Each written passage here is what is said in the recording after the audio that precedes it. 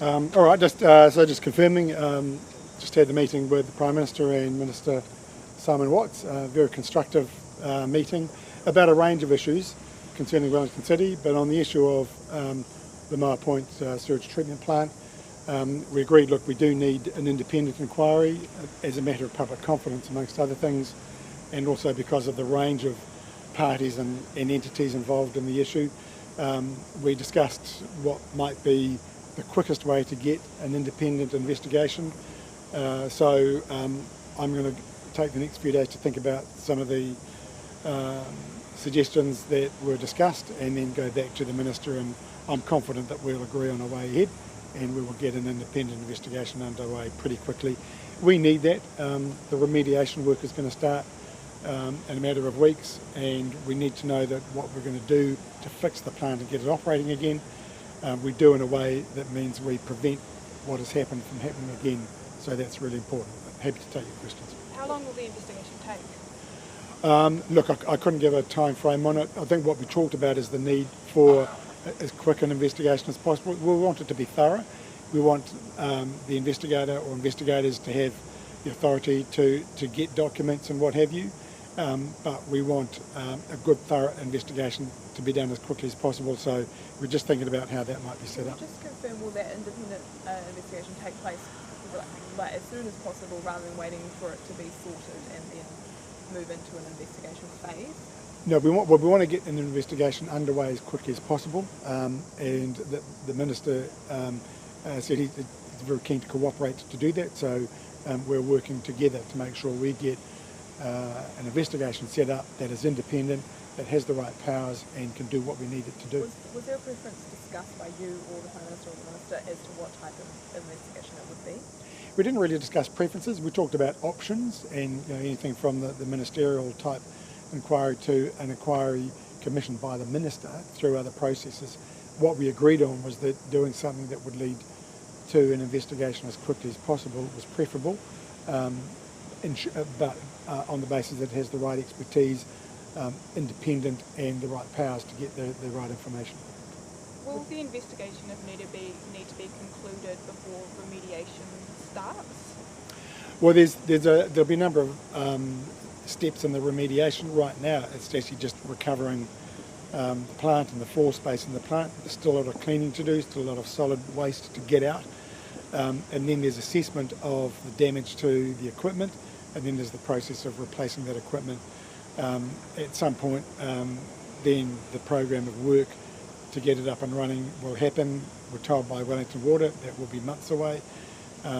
And providing we can get an investigation set up as quickly as possible, I'm confident that we can get a good understanding of the cause, so that when we do the remedial work, we can design it in a way that we minimise the risk of this happening again. So that needs to happen in conjunction, both the investigation and the remedial work? Yeah, it is about, that's why time is of the essence. In a sense, we need to get a functioning plant back up as quickly as possible, even though that is going to be months away, but we need to understand that cause, which is why getting a good quality but quick investigation up is a preferable option. What would the There's benefits? tricky timing with ownership and operation of the plant transferring over in July.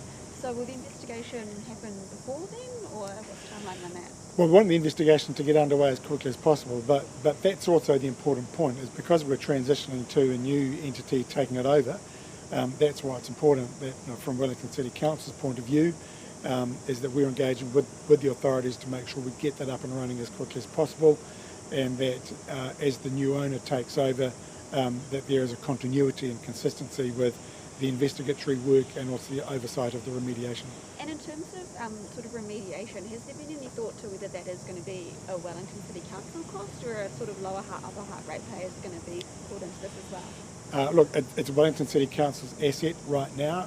We're responsible for it, so look, we just want to see it fixed, and we'll have to, or we will deal with the where the cost falls as soon as we've got that work done. Can you just speak to what some of the benefits would be if it was a ministerial inquiry? Is that something you would prefer? Look, what I want, for me the criteria are independent, right expertise and the power to get information. A ministerial inquiry has all that. It is more formalistic and does take a longer period of time to get the appointments up get a terms of reference sorted out, and then get it going. Potential people have to be freed up from work they're doing. So for me, it is about having those criteria met, but doing something that is as quick as possible. So those are the sorts of things we're talking through, and the Minister and I will continue to talk through together. How would you describe the meeting? Positive, constructive. I think we all share the same concern. I think, and one of those concerns is to get to the bottom of what the cause was, so that we can fix it up in a way that makes sure it doesn't happen again. Did you feel heard? Oh, totally. You know, it was very, very respectful. Look, I know the Prime Minister, I know the Minister from previous experience, so we know each other. I've been in touch with the Minister over the weekend, so the starting point was with a shared knowledge and understanding, and we got straight into it, so it was very good. Does this meeting, and as you've described it, does that give you the sense that the government's well on board in terms of supporting Wellington Council through this? Yeah, and if you think about the other issues that we talked about, which were other Wellington issues, transport, housing and what have you, very positive responses. So I'm very pleased with the hearing that we got and the attitude that the government has shown towards Wellington. Was this meeting scheduled prior or because of what's happened at Moa Point? No, this was scheduled some time ago. This was really about talking about the relationship between central government and Wellington City, and just getting a reset on that relationship.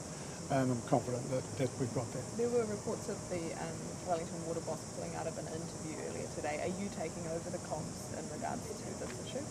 Look, I had a discussion with the chair of Wellington Water this morning just about making sure that the Wellington City Council as the asset owner, but also because we are in transition to a new owner and there has to be some continuity that goes past the ownership date, that it makes sense for Wellington City Council to be responsible for the communications. Look, Wellington Water's been doing a great job in terms of their response. Pat Doughty is the Chief Executive.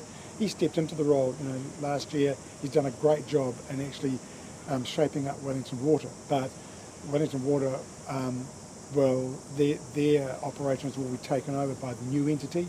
There has to be continuity between now and then.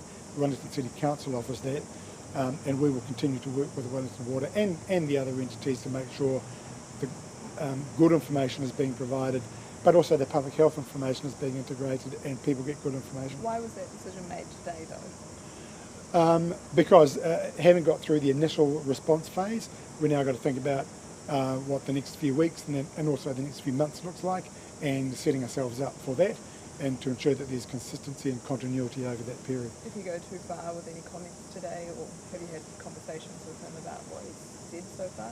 No, look, I've been reflecting over the weekend about what the next phases look like and about communication. The other important thing is that when you think about the people who have been detrimentally affected by this, particularly the people who are living near the site, the people and the businesses who are on the south coast, Wellington City Council is accountable to them. We've got to provide explanations and a response to them. It's important that Wellington City Council steps up to that role as both responsible and accountable, and provides good and accurate information. So nothing to do with his comments so far? He's done a good job? Look, he's done a good job as Chief Executive getting Wellington Water a lot of the issues sorted out.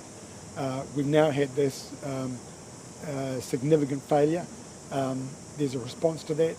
Wellington City Council's got to take responsibility for its bit, but it's got to provide continuity as we transition to a new arrangement. Did you get any,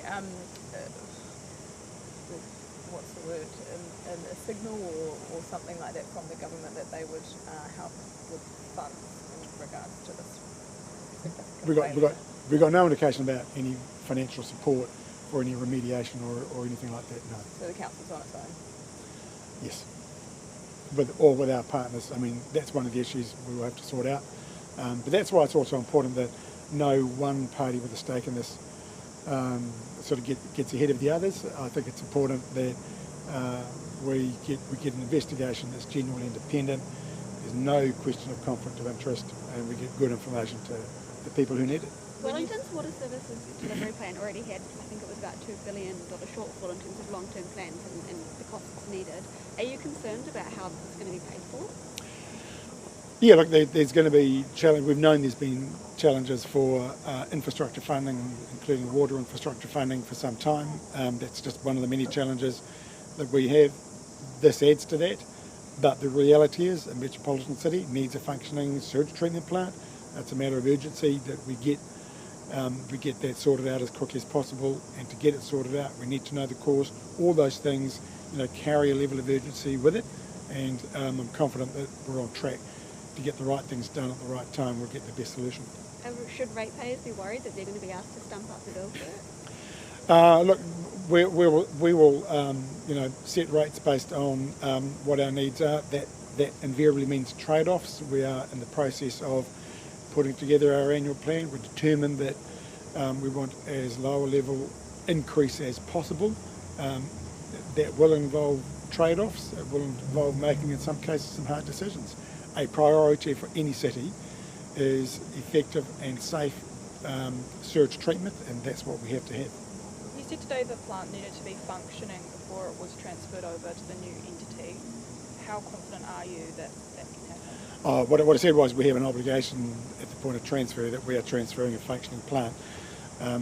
So we will have to talk to Te Akawai Metro Limited and Metro Water Limited about that. They don't get the plant until it's working. When you say you're going to take a couple of days to think about the options, when can Wellingtonians expect an announcement on next steps? It'll be in the next few days, yeah. Are you gutted not to be swimming on the south coast in the next couple of months? Yeah, I mean, this is the time of the year that I'd be kayaking or swimming and walking the dog, and you know that when you get a long weekend in February, that's the perfect time to be doing it. So, and we had some pretty good weather over the weekend, and it was sad actually seeing those empty beaches. I'm very thankful that Wellingtonians are responding to the public health messages, but you can't help but be incredibly sad when you see these beautiful beaches and no one on them. All right, thank you everybody. Thank you.